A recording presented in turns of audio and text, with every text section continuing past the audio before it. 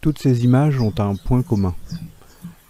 Elles ont été réalisées à l'aide d'une caméra chasse. Mais pas la même. Regardez. L'écureuil, lui, va vouloir voir la caméra chasse. Boum! Vous voyez, j'en ai pas mal des caméras chasse. Donc, pourquoi ne pas vous faire partager mon expérience ?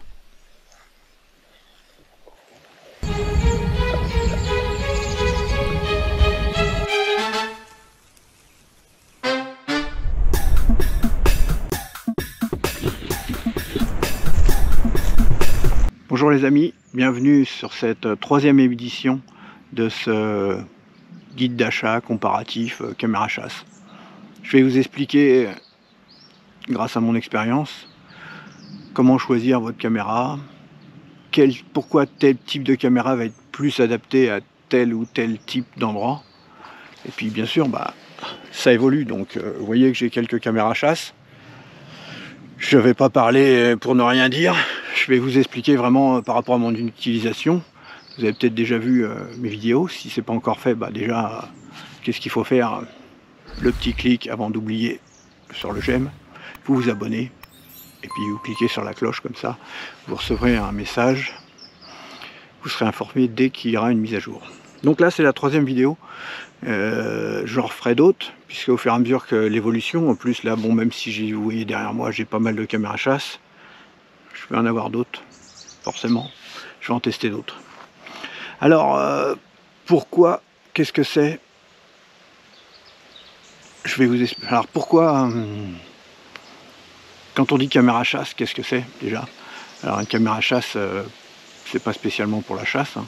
Ça s'appelle également piège photographique, ou alors piège photo, ou caméra faune sauvage, ou caméra animalière. Chacun l'appelle un peu comme il veut. Sur les sites anglophones, c'est marqué trail cam. Bon, on va appeler ça piège caméra chasse. Certains n'appellent pas ça caméra chasse parce qu'ils sont complètement contre la chasse. Bon, je peux comprendre qu'on ne soit pas chasseur ou qu'on soit contre. Bon, par contre, voilà, c'est une caméra, hein, donc la chasse, c'est pas juste chasse photographique, hein, c'est un piège photographique. Voilà, c'est pas parce que vous faites un piège que vous attrapez les animaux que vous allez tuer comme un barbare. Prenez des photos, voilà, c'est un piège, puisque le but, ça va se déclencher tout seul, et prendre des vidéos. Alors je vais vous montrer en même temps que je parle à quelques vidéos, comme ça c'est plus sympa. Les caméras chasse. Alors le but, en fait, il en existe beaucoup, ça évolue vraiment souvent. Déjà, avant d'acheter une caméra chasse, je vous conseille déjà peut-être de regarder un peu les vidéos qui existent, voir un peu à quoi ça va vous servir. Il y a plusieurs types d'utilités. On peut utiliser sa caméra chasse juste pour surveiller chez soi. Par exemple, on a des travaux, on veut surveiller ce qui se passe sans être spécialement averti en temps réel, mais on veut savoir qui vient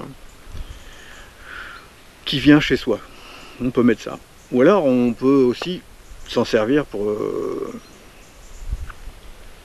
faire des photos et vidéos, les deux, soit l'un soit l'autre, comme vous voulez, de la faune sauvage, des animaux sauvages, mais également des animaux domestiques. L'idée, en fait, c'est dès qu'un animal va passer devant votre caméra, ça va déclencher l'objectif. Voilà. Alors, certains photographes animaliers vont utiliser ce type de caméra, mais eux, ils vont l'appeler piège photo, piège photographique. Puisqu'en fait, le but, bien souvent, la qualité, ils s'en foutent un peu. Ce qu'ils veulent, c'est de pouvoir vérifier les accès, les heures de passage de certains animaux, pour pouvoir après aller à l'affût. Puisqu'en gros, de nombreux animaux sont habitués à passer régulièrement, ou toujours aux mêmes heures, toujours aux mêmes endroits. Donc en fait, en mettant des pièges photos comme ça à pas mal d'endroits où vous avez repéré des traces, vous allez pouvoir identifier déjà les animaux qui passent, et puis après venir guetter, un peu comme lorsque j'ai fait la vidéo sur l'affût, au cas où je vous la mets ici. Qu'est-ce qu'on peut dire d'autre? Moi, mon utilité, ça va être de filmer et de faire des photos de toute l'activité de la faune sauvage qui se retrouve autour de chez moi. Petit détail très important, les caméras chasse, faites attention où vous les mettez. Déjà, il faut savoir que ça ne se met pas dans un lieu public, car en tout cas en France, c'est interdit de filmer sans autorisation des gens sans leurs autorisations. Bon, après, vous la mettez soit chez vous, soit si vous voulez la mettre dans des champs et que c'est pas à vous, bah, vous pouvez regarder sur le cadastre, contacter les propriétaires si vous voulez, pour avoir leur autorisation. Voilà ce qui est possible. Il faut savoir aussi que selon où vous les mettez, bah, y a certaines personnes mal intentionnées qui vont pouvoir partir avec votre caméra ou juste la détériorer. Ah oui, ça, on ne peut pas l'empêcher, il y a toujours des gens un peu bizarres. Donc on a fait le tour de ce que c'est, ça permet, donc là aussi, oui, ce que j'oubliais, la caméra chasse permet de faire des photos, ou alors de faire des vidéos, ou alors de faire des photos et des vidéos. Et également de nombreuses caméras chasse permettent également de faire un time-lapse. Je vous remets une vidéo là, je vous avais fait une vidéo time-lapse là cet été. Ça permet de filmer en accéléré par exemple un arbre qui pousse, la végétation, je sais pas, des travaux qui vont durer longtemps, un coucher de soleil, voilà, toutes choses de ce genre. Voilà.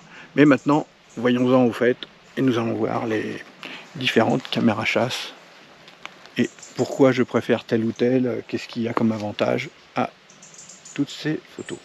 Alors si on a la chance, ça serait top, c'est de voir un animal qui passe derrière nous. L'endroit où je suis, c'est le long d'un ruisseau. Vous voyez le poteau, j'ai mis le poteau hier pour pouvoir installer une caméra. J'avais mis sur un petit piquet un montage un peu bizarre et j'ai trouvé que c'était plutôt sympa. Je ne sais pas si j'aurais monté les vidéos avant de montrer celle-là. En tout cas, regardez cet endroit, vous le retrouverez souvent puisque d'un côté un ruisseau et de l'autre côté tout petit peu une bande d'herbe et ensuite des broussailles, des arbres, des ronces. Donc il y a aussi bien sanglier, renard, blaireau, martre, chevreuil, sanglier, je l'ai dit, enfin tout ce qui existe. Et de l'autre côté, bah, héron, canard, ragondin, enfin, tout ce qu'on peut voir, des lièvres, partout. Allez, on va regarder les caméras maintenant.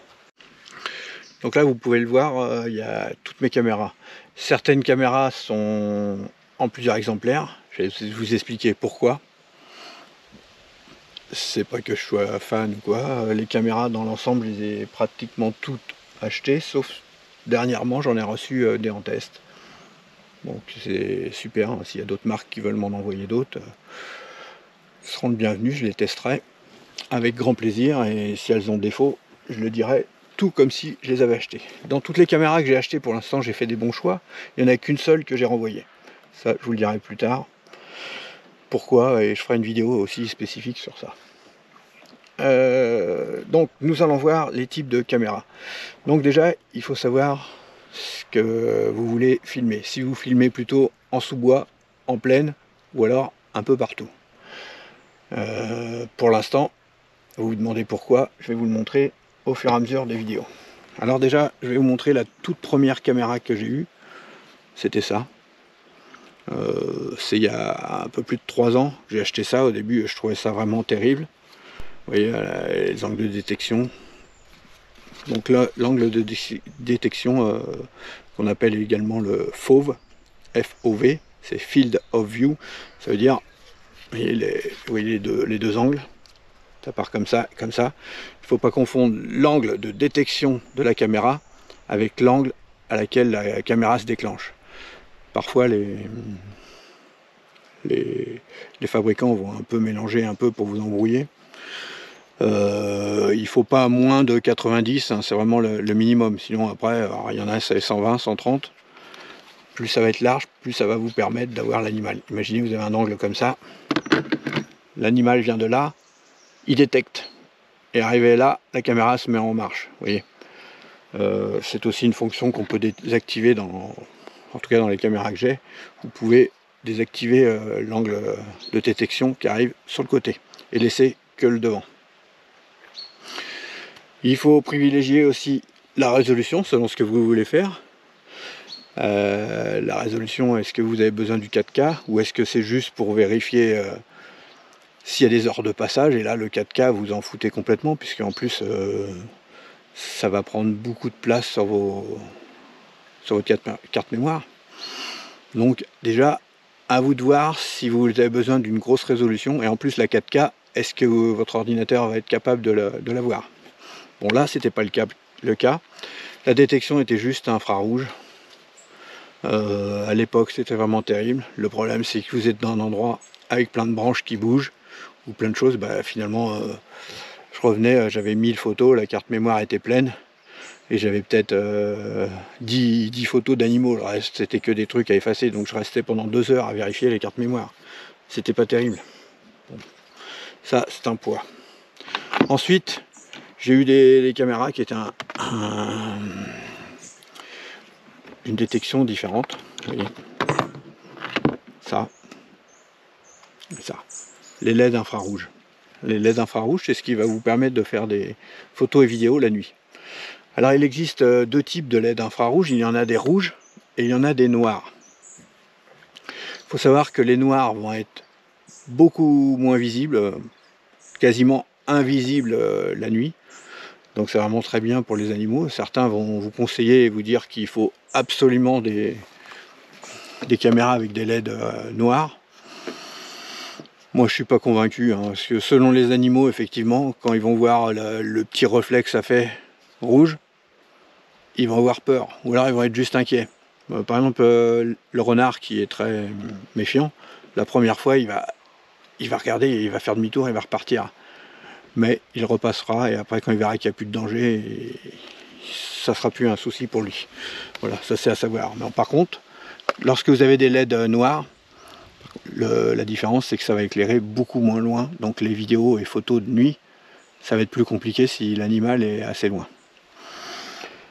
Autre point, il peut y avoir beaucoup de LED, ou il peut y en avoir moins. Regardez. Donc regardez également le nombre de LED. Plus il y en a, meilleur ça va être. Bon, c'est un exemple.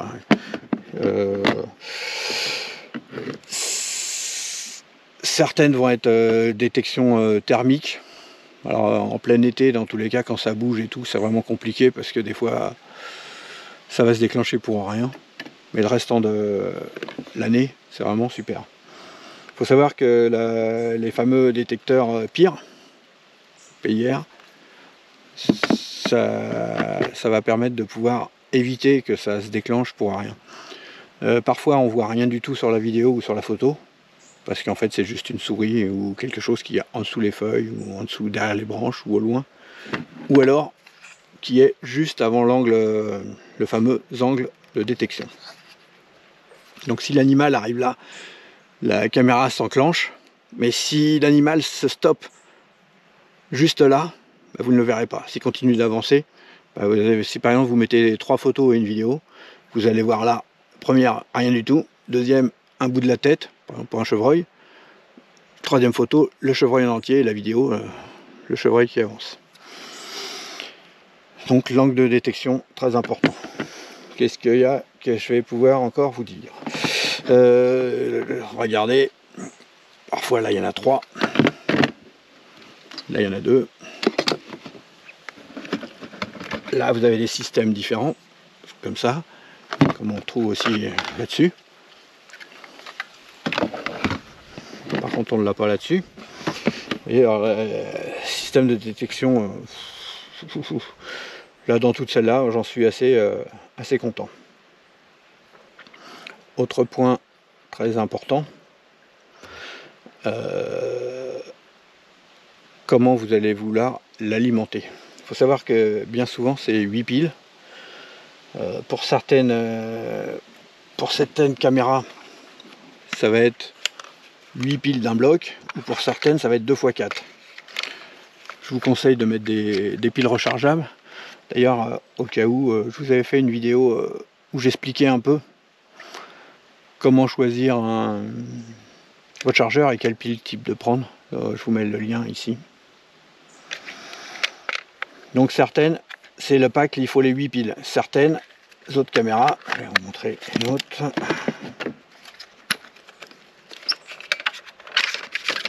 Vous voyez, il y a 2 rangées. Vous pouvez mettre juste 4 simplement. Vous aurez une autonomie moins grande. Donc je vous déconseille d'utiliser des piles. Prenez plutôt des piles rechargeables parce que vous allez voir, sinon ça va consommer pas mal de piles. Piles rechargeables, vous prenez pas n'importe quoi, hein. Si elles sont trop faibles, ça tiendra pas bien. Faut savoir, pour vous donner une idée, moi il y en a que j'utilise, ça fait c'est la 3e année, donc ils ont fait des hivers avec de la neige. Bon, ça va.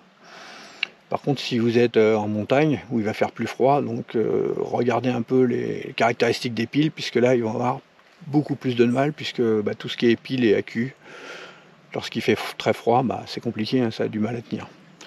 En gros, l'autonomie, je peux faire avec un jeu de piles de 8 piles, je vais faire 1000 images. Donc quand je dis 1000 images, je sélectionne 3 photos et une vidéo à chaque fois.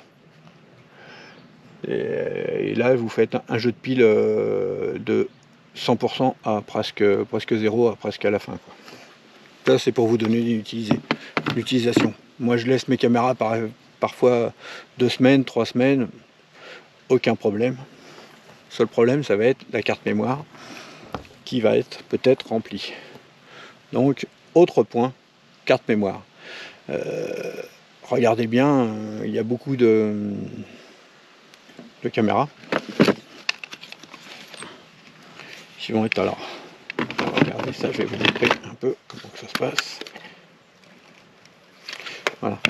Alors, prenez des cartes, mais il y en a, ils sont bloqués à 32 Go et il y en a, ils vont jusqu'à 510. Dans tous les cas, il vous faut une carte mémoire rapide. Certaines caméras sont vendues directement avec les cartes mémoire. C'est plutôt pratique, comme c'est le cas de cela. Parce que mine de rien, vous rachetez encore les cartes mémoire en plus, encore autre chose. Si vous prenez de mauvaise qualité, ça va avoir du mal à écrire. Et vous aurez des images pas terribles. Soit vous avez des cartes SD, ou soit ça va être des cartes micro SD. Franchement, regardez, là c'est le même modèle. Il y en a une qui le fait en carte SD et l'autre qui le fait en carte micro SD. Pourquoi? Je ne sais pas si c'est techniquement, il y en a une qui est moins chère que l'autre, ou si c'est pour un gain de place. Je ne sais pas, en tout cas c'est ce qu'on trouve. Et ce qui est important, c'est de mettre des cartes mémoire de bonne qualité. Autre point maintenant, il y a des caméras qui ont une application qui permet de voir sur le téléphone, de pouvoir utiliser, de voir sur le téléphone ce qui se passe. Alors on ne le voit pas, c'est une connexion Wi-Fi Bluetooth. Je vous invite à regarder les démonstrations que je vous ai faites pour voir un peu. Vous voyez, par exemple, c'est le cas de celle-là également. Je vais reparler. Alors, Wi-Fi, ça ne veut pas dire que si vous la branchez chez vous, vous pouvez regarder tout le temps ce qui se passe en direct. Non, ça veut simplement dire que lorsque vous êtes à moins de 10 mètres de la caméra, vous allez pouvoir regarder ce qui se passe en direct. Bon, là je vous montre juste rapidement. Vous voyez, la caméra est fermée. Alors, crac. Je vais la mettre comme ça et je vais pencher. Voilà. Donc là on voit en temps direct, en temps réel, ce qui se passe. Alors c'est pratique parce que selon où vous êtes, où la caméra est placée, ça va vous éviter, si elle est accrochée haut par exemple, ça va vous éviter d'aller la décrocher pour rien. Vous pouvez rester sans rester trop longtemps dans la zone de la caméra. Ça va vous permettre de voir s'il y a eu des prises de vue, les télécharger sur votre téléphone directement. C'est plutôt très bien. Ça va vous permettre également de pouvoir incliner la caméra, de la mettre exactement comme vous le voulez, puisque vous avez le retour vidéo sur la caméra. L'inconvénient, c'est que si vous prenez une caméra qui n'est pas fiable, si l'application n'est pas tellement fiable et qu'il n'y a plus de mise à jour, par exemple, votre téléphone va être mis à jour, ça ne va pas suivre au niveau de l'application, vous ne pourrez plus utiliser. Bon, donc évitez des marques totalement inconnues avec une application, car si l'application ne suit pas, vous êtes foutu. Ensuite, regardez bien que l'application va être soit gratuite, hein, que ce soit sur Android ou iOS. Mais pour viser, c'est pas les seules possibilités. Regardez des caméras comme celle-ci par exemple, il y avait le retour vidéo en direct. Vous voyez, c'est pour ça qu'elle s'ouvre comme ça et que la caméra s'ouvre. J'en ai deux comme ça, mais elles ne se font plus et on en voit vraiment très peu des caméras de ce genre. Alors, où est la deuxième? Elle est là. Alors je trouvais ça vraiment pratique. Dans ma première vidéo, ou ma deuxième vidéo, je trouvais que c'était indispensable pour pouvoir régler les caméras. Bon, c'est vrai que c'est pratique, mais par contre la différence, c'est que ça fait que l'écran est beaucoup plus petit. Vous voyez la taille de l'écran. Donc pour regarder, quand vous êtes sur le terrain et que vous voulez regarder les images, bon, c'est plus embêtant. Il faut savoir qu'aussi, si vous mettez un endroit où il y a beaucoup de soleil, dans tous les cas, le retour vidéo, pour pouvoir incliner la caméra, vous verrez rien du tout. Tout comme avec l'application avec le téléphone, parfois c'est pas facile de pouvoir tenir le téléphone et de pouvoir incliner et tenir la caméra.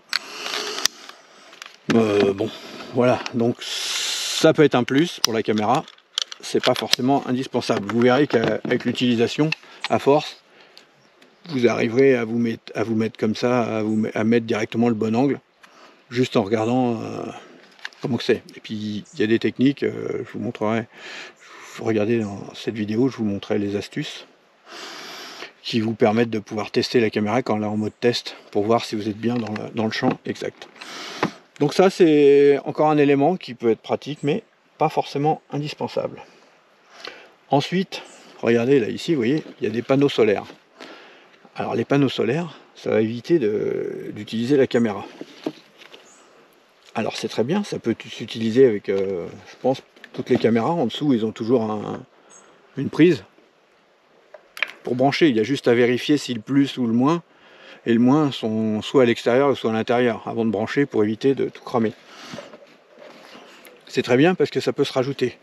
Le souci, c'est que si vous êtes complètement en sous-bois, vous n'aurez pas le soleil directement dessus.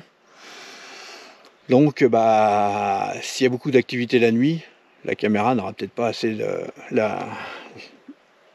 le panneau solaire n'aura peut-être pas accumulé assez d'énergie pour pouvoir le restituer à la caméra. Le principe, vous avez un panneau solaire, ça reprend le soleil, mais vous inquiétez pas, même s'il y a la lumière du jour et qu'il y a des nuages, qu'il n'y a pas de soleil, ça accumule quand même de l'énergie, ça en accumule moins.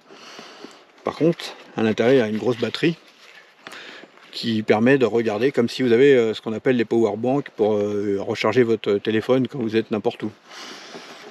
Donc c'est pas mal, mais attention, selon où vous êtes, la caméra, elle aura peut-être du mal à avoir assez d'énergie. À tester en hiver, là c'est la première. Vous avez aussi des caméras qui sont directement énergie solaire, directement. Alors vous allez me dire, mais c'est super. Oui, sauf que le problème, c'est qu'il est pareil. Il faut être donc, vous avez le même problème, le panneau solaire il est un peu plus petit. Est-ce qu'elle consomme moins d'énergie? Je ne sais pas, mais en tout cas, le panneau solaire est plus petit et il faudra qu'il soit incliné vraiment à l'endroit où le soleil. Alors que si vous avez un panneau externe, vous allez pouvoir mettre la caméra dans ce sens. Vous mettez une caméra comme ça. On va prendre une autre histoire de changer. Vous prenez une caméra, le panneau solaire, vous allez pouvoir le mettre soit comme ça, soit comme ça, soit comme ça, soit derrière, ou soit juste à côté. Ça dépend comment que c'est. Avec une caméra où le panneau solaire est sur le dessus, vous ne pouvez pas bouger, il n'est pas inclinable.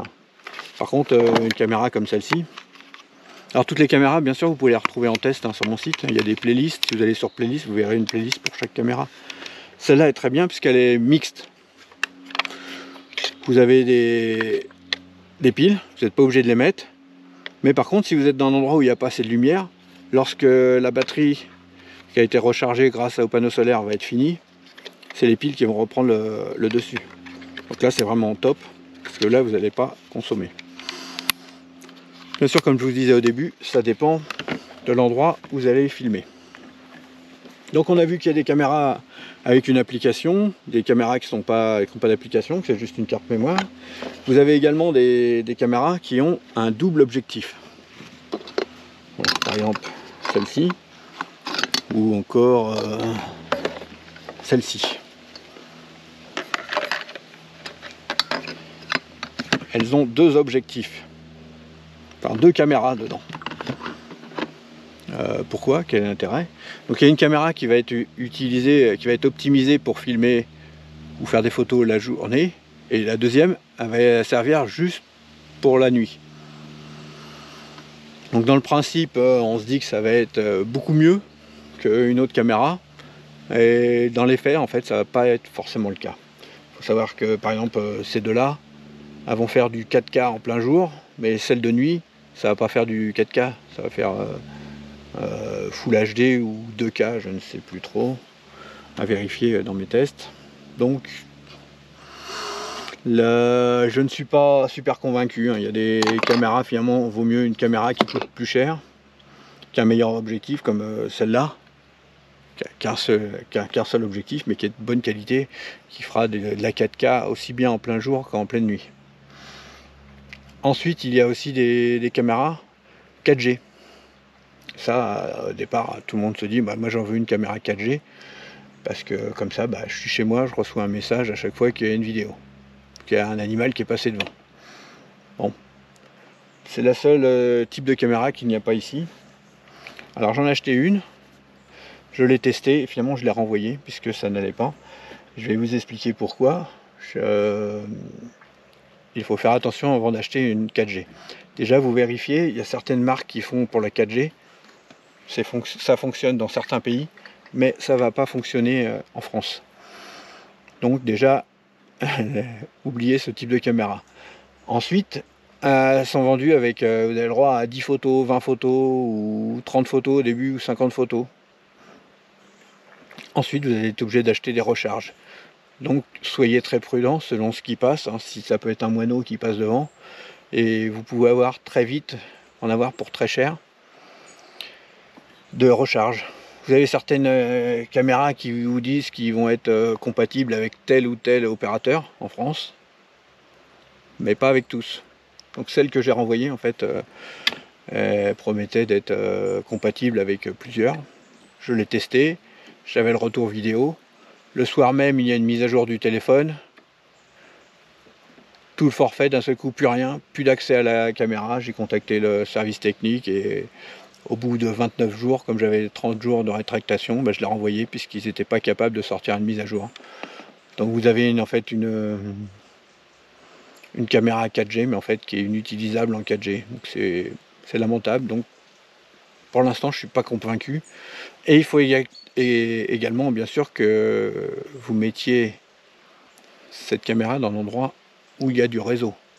S'il n'y a pas de réseau, vous ne recevrez jamais de message. Sinon, le principe, vous recevez comme une caméra de surveillance, vous recevez un SMS pour vous indiquer qu'il y a eu de l'activité. Donc vous pouvez soit regarder en direct, ou soit télécharger les images. Donc à voir, hein. Je désespère pas d'en recevoir une en test, ou peut-être d'en racheter une autre plus tard pour voir, pour vraiment tester. En tout cas, celle que j'ai eue, ça a été une grosse déception. Alors bon, je sais pas, peut-être que d'ici là ils auront amélioré et que ça ira mieux. En tout cas, pour l'instant, c'est pas possible. Voilà, je crois qu'on a fait le tour un peu de toutes les vidéos, tous les types de caméras. Je vous ai montré quelques exemples. Autre chose, oui.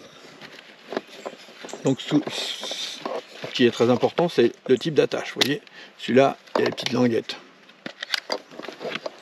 Celui-là, les languettes sont plus grosses pour attraper. Celle-là, je trouve ça vraiment top. Parce que c'est la même qui prend les deux.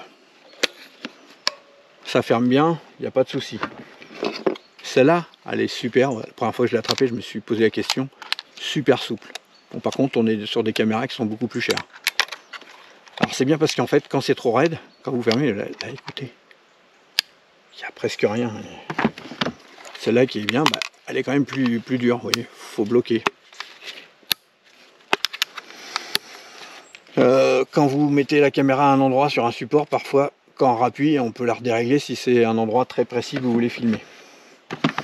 Alors les sangles aussi, ce qu'il y a sur le côté, regardez. Vous voyez, là il y a un petit arrondi qui permet de la mettre sur un support, de pouvoir bouger.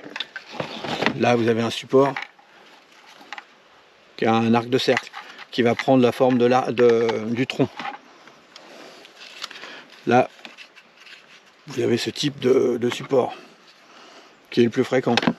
Sur toutes les caméras également, vous avez ça, qui permet de pouvoir mettre un petit cadenas. Alors le petit cadenas, c'est surtout pour éviter que quelqu'un ouvre, parte avec les piles ou la carte mémoire, on regarde ce qui se passe dedans. Bon, par contre, il peut prendre la caméra, forcément. Vous avez aussi les petits trous, sur toutes. N'importe quelle marque, même la plus vieille de toutes. Ça permet de mettre un câble avec un cadenas pour l'attacher autour d'un arbre. Parce que vous pouvez vous dire que par exemple en forêt, quelqu'un qui passe, il va voir la caméra et il va vouloir partir avec. C'est rare de se promener en caméra en forêt avec une grosse pince permettant de couper la caméra. À vous de voir, hein, mais je sais que dans mes abonnés, il y en a plusieurs qui m'ont dit qu'ils sont déjà fait voler leur caméra. Donc soyez prudents. Et j'ai déjà vu des vidéos de personnes qui disaient qu'ils s'étaient fait aussi détériorer. Vous voyez, la bêtise humaine n'a pas de limite. Hein. Certains vont juste la casser. Je ne sais pas ce que ça leur donne. Peut-être parce qu'ils se sentent épiés, ils se sentent mal à l'aise. Autre point, les attaches aussi. Alors selon les types de caméras, vous voyez, par exemple, cette caméra-là, elle a une sangle toute banale. Regardez la différence de largeur. Vous voyez. Là, on est dans une bas de gamme qui fait des très belles photos, par contre. Les attaches. Vous avez des caméras qui ont des attaches comme ça. Franchement, j'adore. Au début, je trouvais ça gros. Mais le temps qu'on gagne, c'est juste un clips. Vraiment, c'est super. Vous voyez, il y en a plein. Alors que certaines, c'est juste un clips comme ça. Qu'on ouvre. Qui est très bien aussi. Voilà, ça reste plat. Et d'autres qui sont un peu énigmatiques. Comme celle-ci. Il n'y a aucune boucle. Hein. C'est à vous de mettre la boucle, passer dans un sens puis dans l'autre. Alors de la main gauche, j'ai du mal. De repasser de l'autre sens et puis de tirer. Pour que ça tienne bien. Ceux-là, je les trouve pas terribles. Il faut savoir aussi que je mettrai en description les liens d'un peu de tout ce que je montre. On peut aussi acheter des packs de sangles, si jamais vous en cassez une. Et il y a aussi les longueurs des sangles. Certaines caméras sont vendues avec des sangles beaucoup trop petites. Peut-être un des derniers points.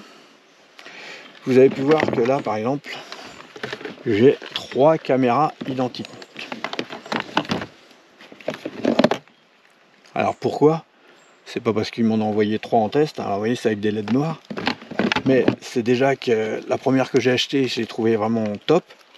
Et cet été, il y a eu plusieurs ventes flash sur Amazon. Et elles étaient vraiment pas chères. Donc comme j'avais envie de mettre des caméras un peu partout, j'en ai acheté plusieurs. Et l'accès, le type de touche là, de ces caméras là de chez Apimp, franchement c'est le top de toutes les caméras. Je trouve qu'il est vraiment fluide. J'ai adoré. Bon après le but hein, c'est surtout qu'elle fasse des belles vidéos. Et la fermeture elle adore, j'adore. En dessous vous avez ça, alors je vais vous montrer quand même, si vous ne connaissez pas les caméras chasse ou que vous avez envie d'en acheter. Quand vous achetez une caméra chasse, c'est vendu souvent avec un support comme ça.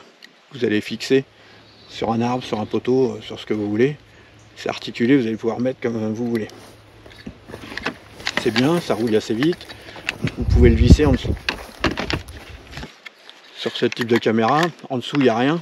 Comme il y a le panneau solaire, faut le mettre derrière comme ça. C'est pas un souci non plus. Il existait déjà également un accessoire qui se vend chez dans certains endroits. Voilà, ça vous le vissez dans l'arbre. Alors même un gros arbre où la sangle ne va pas faire le tour, la pointe, la façon, la forme qu'elle a, il va s'enfoncer super. Et là vous allez pouvoir serrer le filetage et le mettre dessus et le mettre dans le sens que vous voulez. Il faut savoir que dans certains pays, ce type d'utilisation dans les arbres est interdit puisque ça abîme l'arbre. Bon, je ne sais pas si vous êtes dans la nature, en campagne, dans des endroits où il y a des animaux, des vaches, vous verrez que les agriculteurs vont mettre les petits contacteurs, les isolateurs des clôtures électriques directement vissés dans l'arbre. Donc ça fera pas plus de mal que ça. Alors c'est sûr qu'il ne faut pas aller tous les jours faire des trous. Pourquoi? Dans l'arbre, vous allez pouvoir envoyer des parasites. Ça fera moins de trous que le petit support, puisqu'en fait le trou est moins grand. Ou alors vous le mettez directement soit sur un petit support, par exemple si vous voulez être à ras du sol posé par terre, ou sur un grand pied, un pied d'appareil photo. Voilà. Vous voyez, petit support comme ça. Chaque fois c'est vendu avec, il y a 3 petits trous, il y a des chevilles pour si vous le mettez dans le béton, et puis 3 vis. Celui-ci se ferme avec des vis papillons, il faut le serrer. Et certains sont vendus avec une clé Allen, comme par exemple ceux de chez Cool Life. J'ai encore plus. Alors c'est sur une petite bille, ça permet de l'incliner dans tous les sens. À serrer, ça paraît serré parfois, et moi j'ai eu le cas d'avoir une chouette qui se pose dessus sur la caméra, et que la caméra se retrouve complètement par terre, et qu'ensuite vous filmez que le sol, quoi. Voilà, je pense que je vous ai tout dit, mais j'espère que cette vidéo vous sera utile. Elle est un peu longue, mais bon, il fallait expliquer. Et vous n'hésitez pas à mettre en commentaire si vous avez des questions, si vous pensez que j'ai fait une erreur sur telle ou telle chose. Et bien sûr, comme je vous dis tout le temps, si ce n'est pas encore fait, le petit clic pour mettre un like, le petit clic pour vous abonner, et le petit clic pour la petite clochette pour recevoir une notification dès que je sors une nouvelle mise à jour. Et il y en aura pas mal de vidéos. Et puis quand ça sera indispensable, je vous referai une autre vidéo de ce type. Allez, à bientôt, au revoir.